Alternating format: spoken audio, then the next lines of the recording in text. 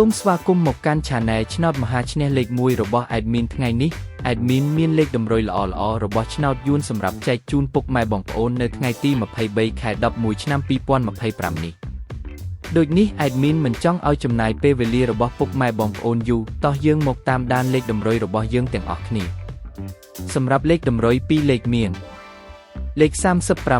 39លេខ85សម្រាប់លេខតម្រុយអូស2លេខមាន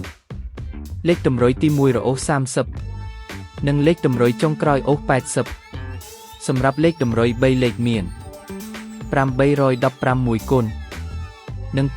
275គុណសម្រាប់លេខតម្រុយថ្ងៃនេះ Admin សូមជូនពរឲ្យពុកម៉ែបងប្អូនជួបតែសំណាងល្អទាំងអស់គ្នាហេងមានលាភមានជ័យជាចុងក្រោយសូមកុំភ្លេចជួយចុច Subscribe និង Comment ហើយដាក់សញ្ញារូបកណ្ដឹងដើម្បីជួយផ្ដល់កម្លាំងចិត្តមកកាន់ Admin ជាពិសេសងាយស្រួលតាមដានវីដេអូថ្មីនិងលេខតម្រុយល្អៗជាប្រចាំថ្ងៃជាមួយ Admin សូមគោរពលាពុកម៉ែបងប្អូនពីខ្ញុំបាទឆ្នោតមហាឈ្នះលេខ1សំណាងល្អទាំងអស់គ្នាសូមអរគុណ